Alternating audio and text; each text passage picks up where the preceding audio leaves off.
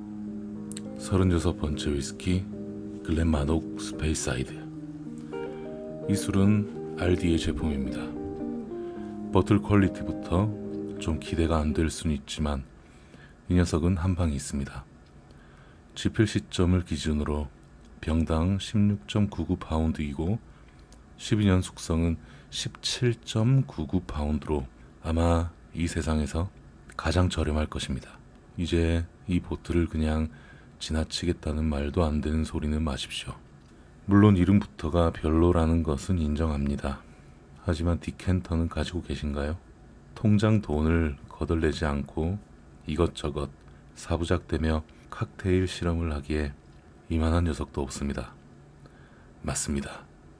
글렌마녹 증류소라는 곳이 어떤 곳인지 검색해도 도저히 찾을 수가 없을 겁니다. 하지만 그보다 아일라, 스페이사이드, 그리고 하일랜드 지역에서 엄청난 싱글 몰트를 3개나 공수해온 RD의 바이어들에게 경의를 표해줍니다. 가끔 가다가 근래의 럼 캐스크 피니시처럼 특별 상품도 출시되며 몇 년 전에는 25년 숙성의 스페이사이드 싱글 몰트를 19.99파운드에 파는 기염을 토하기도 했습니다. 소문이 나자 금방 동났지만 말입니다. 이해합니다. 아마도 물탄 듯 낮은 도수의 제품일 거라 지레 짐작할 만합니다. 하지만 틀렸습니다. 무려 꽉 채운 40% 알코올 도수입니다. 물론 저온 냉각 과정을 거친 제품이란 점은 인정해야겠지만 이 제품보다 훨씬 더 비싸고 잘 알려진 브랜드 제품 중에도 같은 공정을 거친 제품들은 얼마든지 있다는 점을 상기시켜 드려야 할 것 같습니다. 좋습니다. 그래도 못 믿으시겠다면 이 위스키 제품군이 공신력 있는 블라인드 테이스팅에서 주요 상을 휩쓸었다는 점만 말씀드리겠습니다. 어떤 녀석을 추천해야 할지 정말 고민이지만 스페이사이드 익스프레션이 제가 생각하는 최상품이 될 것 같습니다. 이런 엄청난 가성비의 제품을 보면 증류소들이 엄청난 걸작 위스키들을 헐값에 쏟아내던 악명 높은 1980년대 위스키 호황기로 돌아간 것만 같습니다. 위스키에 돈 좀 써본 애호가들이라면 누구나 알 수 있듯 지금은 그런 시절이 아니기 때문에 이 정도 수준의 이만한 가치를 발견하는 것은 더욱더 반가운 일입니다. 좋습니다. 정말로 원산지가 어디인지가 그렇게나 중요하단 말씀입니까? 전통적으로 슈퍼마켓 유통업체에 공급하던 회사인 글렌모레이가 유력한 용의자이며 이들은 업계의 빠삭한 현 소유주인 라 마티니케즈가 최근 영리하게 운영해 가며 사업을 확장하고 있다고만 말씀드리겠습니다. 하지만 이름이 글렌 아무개이던 글렌 저 녀석이건 그딴 것에 저는 전혀 관심이 없습니다. 그저 부어라 마셔라 하면 그만인데 말입니다. 아주 좋아요. 이제 아시겠습니까? 37번째 위스키 글렌모레이 와이오크. 물비린내 나는 이야기 하나 들려드리겠습니다. 옛날 옛적에 글렌모레이 증류소는 양어장을 운영하여 남쪽 지방의 열성적인 고객들을 위해 탈라피아를 기르는 사업을 구상했었습니다. 모든 작업은 순조롭게 진행되었고 물고기들은 살라딘 박스 안으로 공급되는 온수를 좋아해 상당한 크기로 자랐습니다. 안타깝게도 아무도 이 물고기들을 시장으로 운반하는 데 드는 비용과 수고로움에 대해 충분히 고려하지 않았고 이 문제로 인해 결국 프로젝트는 조용히 사장되었습니다. 몇 년 후 글렌모레이 컴퍼니가 아직 증류소를 소유하고 있던 시절 저는 글렌모레이 제품군을 빈티지 상점에 아직도 가끔 등장하는 다양한 스코틀랜드 휘장과 제복을 입은 세련된 신병들로 추가해 확장하는 일을 맡았습니다. 글렌모레이는 항상 사람들의 관심에서 벗어나 있는 편이었습니다. 그전 소유주들은 이 브랜드를 좀 방치했었고 상상력이라곤 찾아볼 수 없는 겨우 쥐어짜낸 창의성으로 그저 그런 적당한 가격대의 위스키밖에 만들어내지 못했습니다. 결국 글렌 모레이는 명품 럭셔리 브랜드인 루이비통 모ët 헤네시 그룹에 매각되었고 2008년에 이들은 중가 마켓과 프랑스 슈퍼마켓 블렌드에 특화된 같은 프랑스 기업인 라 마티니케즈에게 글렌 모레이를 매각했습니다. 그러나 라 마티니케즈는 요즘 한창 주가가 오르고 있는 싱글 몰트에 대해 훨씬 더 열린 접근 방식을 취하고 있습니다. 이제 글렌 모레이는 다양한 캐스크 피니쉬, 에이지의 익스프레션, 그리고 심지어 피티드 버전까지 폭넓게 선보이고 있습니다. 저는 시드르 캐스크 출시 소식에 잠시 흥분했지만 화제성을 노린 거라는 합리적인 의심이 들 정도로 거센 논란이 있었기에 지금 그 흥분은 다 가라앉았습니다. 더 최근에는 2019년 라 마테니케즈의 셰인트 제임스 증류소에서 아그리콜 캐스크 피니쉬 프로젝트가 출시되었습니다. 약 20가지 익스프레션이 출시되어 있으며 모두 합리적인 가격입니다. 하지만 가격이 약간 내려간 것으로 보이는 파이어오크 익스프레션은 아직도 여전히 과소평가되는 이 증류소에 대해 알아가기에 괜찮은 첫 선택입니다.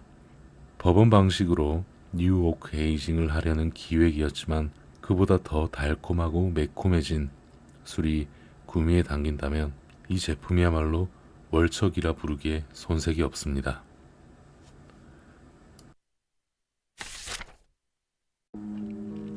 38번째 위스키 글렌스코시아 빅토리아나.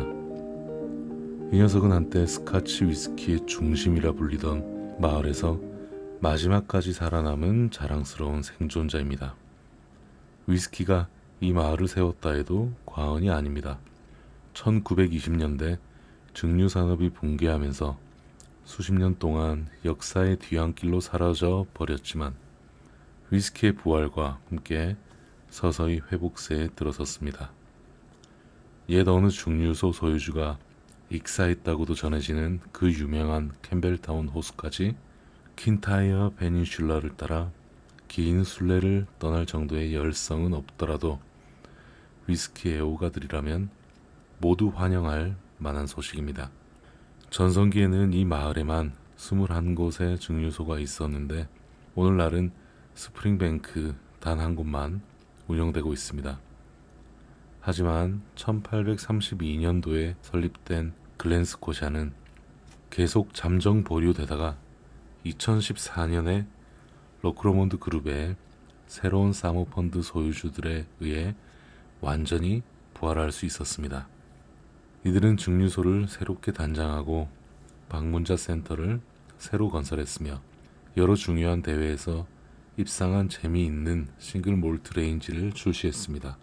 하지만 이 증류소는 규모가 큰 증류소는 아니라 생산량의 상당 부분을 모 회사에 블렌딩용으로 납품해야 하기에 몰트를 손에 넣기까지 발품을 좀 팔아야 할 수 있습니다. 유명한 기사에도 나오듯 캠벨타운 로크는 아름다운 곳이지만 위스키 가격은 암담하기 그지없습니다. 만약 찾아낼 수 있다면 글렌스코샤 45년 숙성의 경우 4,000파운드에 달합니다. 물론 이것도 개인의 지갑 사정에 따라 기준이 다르겠지만 최근에는 글렌스코샤 익스프레션 대부분은 꽤 괜찮은 가격대를 형성하고 있어 발품을 팔 만한 가치가 있습니다. 지난 개정판에서 저는 15년 숙성 싱글 몰트에 대해 언급했는데 물론 지금도 매우 높게 평가하지만 지금 소개하는 이 캐스크 스트렝스 빅토리아나는 품질과 가격의 완벽한 교집합에 속해 있는 물건입니다. 65파운드에 이 정도면 절대 미치는 장사는 아닙니다. 아메리칸 오크통의 깊은 탄화로 인한 과실, 향신료, 균형 잡힌 우드 노트가 옹골차게 꽉 차 있는데 이를 넉넉한 비율의 페드로 히메네즈 쉐리 캐스크에 숙성한 원액이 강하게 되받아칩니다. 물을 조금만 타서 마셔보면 진득한 점성에 눅진한 소용돌이가 형성되는 것을 감상하며 친구들과 함께 즐기고 나눠 마실 수 있는 탄탄하고 폭발하는 풍미를 지닌 디킨시안 위스키입니다. 39번째 위스키 더 글렌알라키 12년. 여기 대부분의 사람들의 레이더망에서 빗겨난 듯한 작은 스페이사이드 증류소가 있습니다. 1967년 더 데브론에서 이미 만났던 윌리엄 델메 에반스가 문을 연 이 증류소는 연간 약 300만 리터의 증류주를 생산할 수 있을 만큼 당시로서는 상당한 규모를 자랑했습니다. 증류소의 명성에 비해 안타깝게도 이곳에서 생산한 거의 모든 증류주는 블렌딩용으로 사용되었고 1980년대 불황의 희생양이 되어 1985년 폐업했습니다. 하지만 1989년 새로운 소유주인 캠벨 증류소가 운영을 재개하고 30년 가까이 글렌알라키를 하우스 오브 캠벨로 운영해 왔습니다. 하지만 마찬가지로 생산량의 거의 전량을 블렌딩용 원액으로 납품했고 싱글 몰트 출시는 거의 없다시피 했습니다. 납품한 원액은 클렌 캠벨과 헌드레드 바이버스, 패스포트와 같은 프랑스 슈퍼마켓에서 인기 있던 저렴한 브랜드에 사용되었습니다. 글렌알라키는 그림자 속에서 묵묵히 일해왔습니다. 하지만 2016년 2억 8,500만 파운드의 벤리악을 미국의 브라운 포맨에 매각하는 거래를 성사함으로써 위스키 베테랑 빌리 워커는 여윳돈을 얻는 동시에 일에 대한 새로운 열정을 불태우게 됩니다. 그 뒤 모두의 예상을 깨고 그는 페르노리카에 접근했고 2017년 7월에 이 증류수를 인수하는 데 동의했으며 뿐만 아니라 상당한 양의 주식을 인수하기로 했습니다.